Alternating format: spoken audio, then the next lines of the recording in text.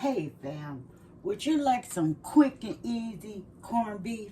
Yes, that is the meal for today. So what we have is a nice brisket, right? Corned beef brisket. And we're just gonna lay it in the crock pot with half of the water, right? And just submerge it on down in there, right? Now, what we're gonna do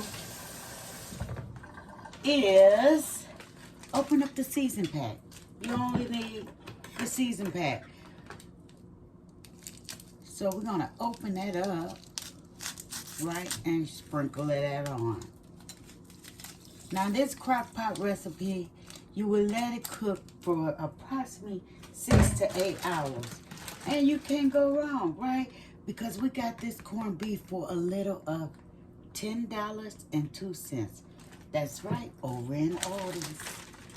So guys, share this recipe with anybody, okay? It's just that simple. Put the lid on and let's set it and forget it.